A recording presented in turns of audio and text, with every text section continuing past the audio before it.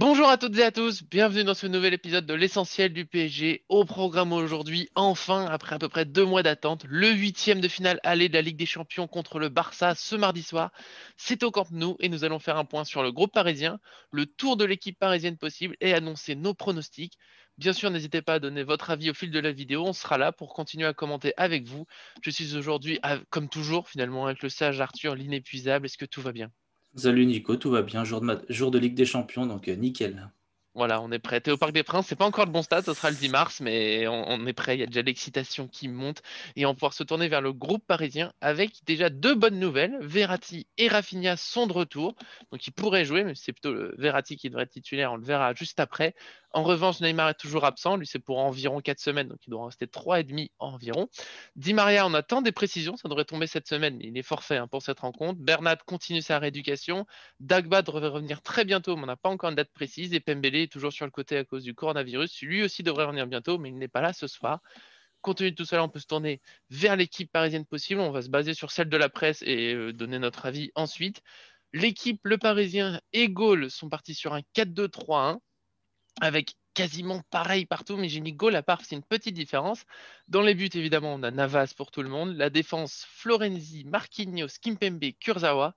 Gay et Paredes à la récupération. Et là, l'équipe et le Parisien nous disent Sarabia, Verratti, Mbappé, puis Icardi en pointe. Et Gaulle, c'est la petite différence. Ils ont mis Keane à la place de Sarabia. Sinon, tout le reste, c'est pareil. Qu'est-ce que t'en penses? Est-ce qu'il y a l'une des deux équipes que tu préfères? Est-ce que tu as une autre option? Bon, c'est une équipe classique, hein, celle qu'on attendait un petit peu, celle avec Sarabia à la base. Après, c'est vrai que le match de Moïse Kean contre Nice nous a rajouté un petit peu cette option-là. Moi, je miserais plus sur Kean. Il est vraiment en forme, il met l'impact, il met l'énergie, il peut faire mal au Barça, il va vite. Donc, je mettrais Kean. Je trouve que cette composition-là, elle correspond bien. Après, il y a toujours cette nuance que moi, j'apporterais. Je mettrais plutôt Verratti, Paredes en récupération et Draxler devant, par exemple, Ouais. pour, euh, pour jouer différemment. Mais je trouve que cette composition, elle est cohérente par rapport à ce que Pochettino fait et par rapport aux absences du moment. Donc, rien à dire. Il va falloir tout donner pour. Ouais, ça, de toute façon, peu importe l'équipe, clairement, faut donner le maximum. Euh, T'as dit que c'était par rapport au match de Keane contre Nice qu'on a envie de le mettre, et j'ai aussi envie d'ajouter que c'est par rapport au dernier match de Sarabia où il était trop souvent presque absent, il réussit pas énormément de choses. Il a mis un but de la tête, il me semble que c'était contre Nîmes, mais c'est peu sur ces dernières semaines. Keane est peut-être un petit peu moins adroit avec le ballon dans les petits espaces, mais il apporte beaucoup de puissance. Il est souvent décisif. Je trouve ça impressionnant comme il est souvent. C'est pas des buts magistraux, mais il marque ou il fait une passe décisive et ça peut être très important. Je pense aussi qu'il peut ajouter un peu de percussion, de présence physique, on va dire, autour d'Icardi, qui serait peut-être plus en pivot ou dans son rôle habituel, là pour finir les actions. Après, Sarabia, ça reste un très bon joueur. On a envie qu'il se relance pleinement. Il connaît le Barça en plus, il l'a beaucoup affronté en jouant à Getafe et à Séville. Ça peut jouer aussi, l'expérience, l'habitude. Il connaît un peu les joueurs adverses. Et au milieu, oui, tu l'as dit, c'est l'autre option. C'est un peu presque la seule hésitation. Même si j'aime beaucoup Rafinha, là, il revient de blessure, donc je pense pas qu'il sera titulaire. Est-ce que Draxler pourrait jouer en 10? Un rôle où il est peut-être plus à l'aise encore que Verratti, qui découvre encore un petit peu. Le problème, c'est qu'on l'a pas encore vu faire un match complet récemment. Il manque des efforts défensifs, notamment encore pour Draxler. Et c'est quand même le Barça en face. Il y a une belle attaque. Je dirais juste après l'équipe qui a annoncé, c'est quand même une très très belle équipe. Peut-être que Verratti, c'est une façon d'avoir un peu plus de défense, on va dire, parce que Gay, c'est quand même un autre registre que Draxler, peut-être plus de récupération de ballon. Le seul risque, et je vais te laisser réagir là-dessus, pour moi, c'est que si Verratti est plus haut, c'est bête, mais il n'est pas à la relance. Et Gay, sous le pressing, ça m'inquiète un petit peu plus. Donc ça peut être une formule pour mieux ressortir le ballon, mais en prenant le risque de peut-être un peu moins le récupérer facilement. C'est toujours très compliqué, surtout dans un match contre le Barça, qui aura une bonne attaque, mais qui aura aussi un bon milieu avec une structure qu'ils connaissent, qu'ils jouent depuis pas mal d'années. C'est sûr que Verratti, on l'aime tous plus bas. Il a cette capacité à récupérer le ballon très bas, à faire une ou deux petites différences pour orienter le corps vers l'avant, toujours, et faire une passe décisive, on va dire, en tout cas qui fait avancer le jeu. Ouais. Ce qui ne sera pas le cas de Gay, clairement. Donc, ouais, c'est la petite inconnue. C'est est-ce qu'on va jouer pour essayer de ne pas prendre trop cher en termes de but, en termes d'occasion, ou est-ce qu'on va jouer pour aller de l'avant et puis montrer que le PSG a le niveau pour matcher Barcelone, on va dire, dans le jeu. pense que c'est ce qui change tout, même si c'est vrai que Verratti Paredes, ça paraîtra peut-être un peu plus léger si Draxler est devant, ou même si Rafinha est devant. Ça dépendra des consignes. Et puis Rafinha, on ne sait pas dans quel état. C'est vrai que je ne l'ai pas mentionné, mais ça aurait pu être une belle option. Mais c'est vrai qu'avec Pochettino, il n'a pas du tout joué, donc ça m'étonnerait. Voilà, j'aime bien le choix audacieux, montrer que le PSG est une équipe qui va de l'avant et qui va garder le ballon et qui envoie des bons signaux, même si on sait qu'en ce moment, c'est pas génial. Donc peut-être qu'il veut jouer la sécurité en mettant un Gay Paredes au milieu avec un Verratti qui redescendra dans le milieu en phase défensive pour mieux se projeter en phase offensive. Voilà, c'est un choix difficile parce que Draxler non plus fait pas toujours des super matchs pleins. Mais il a cette qualité technique qui peut faire du bien aussi. Avec Verratti et Paredes, ça peut être une belle option à voir comment Pochettino se projette. Mais c'est vrai que ça peut faire des très jolis contres, je pense, là-dessus. Si on arrive à avoir le ballon, et quand même Verratti Paredes, ça à défendre, hein, c'est pas le souci, c'est que c'est plutôt entre Gay et Draxler. Là, bon, clairement, il y en a un qui est plus un récupérateur, l'autre un milieu offensif. Mais si on arrive à récupérer des ballons et à ressortir, avec Paredes, Verratti qui peuvent trouver du coup Draxler ou directement les attaquants, ça peut faire des contres éclairs. On sait qu'on a Mbappé pour ça, que le Barça a du mal avec la profondeur. Donc ça peut être une très belle option. Après, voilà, là, ça va être.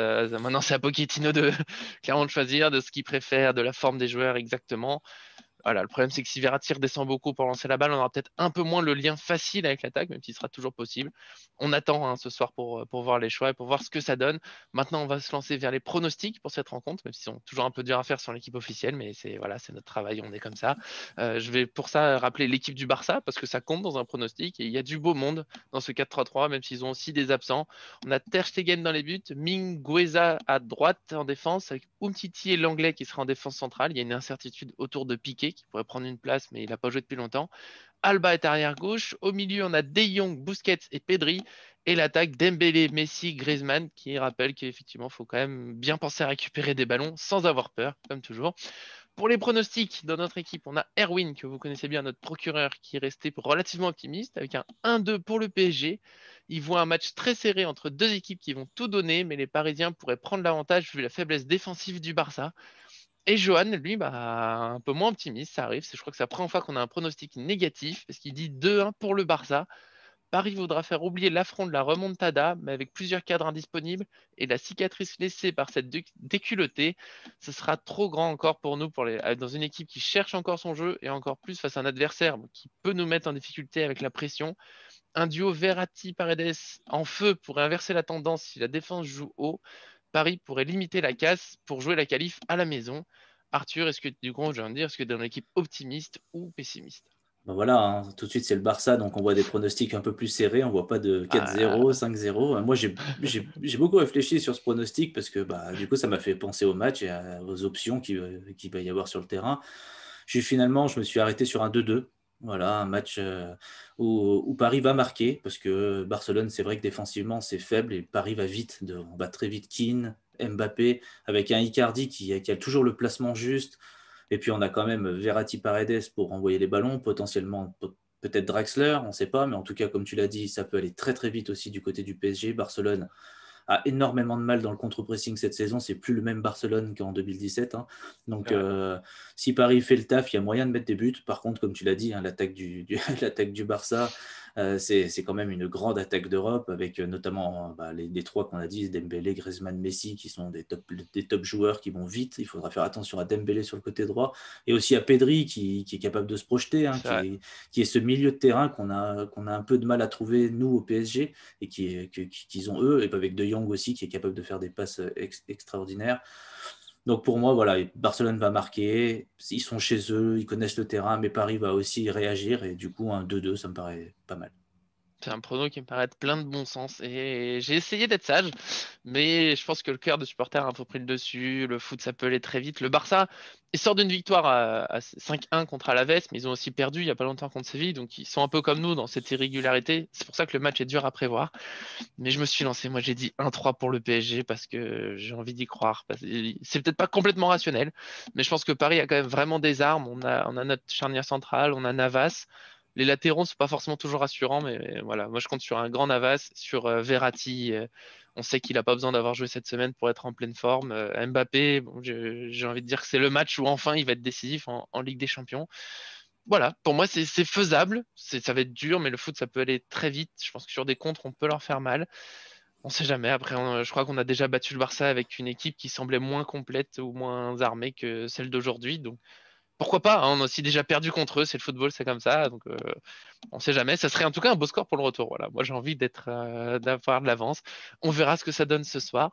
Je vous souhaite à tous un très bon match. On se retrouve nous demain pour le débrief et j'espère qu'on aura le sourire avec au moins des buts du spectacle et un beau match. Si possible, la victoire, évidemment. Merci à tous. Merci à Arthur qui était là avec moi encore aujourd'hui. Bah, merci à toi et puis on se rejoint ce soir, hein. Ouais, Voilà. voilà, nous, ça sera ce soir dans Voilà. notre discussion et puis on espère faire la fête un petit peu demain, même si, bien sûr, il restera un match retour toujours décisif pour la qualification. Encore une fois, merci et au revoir.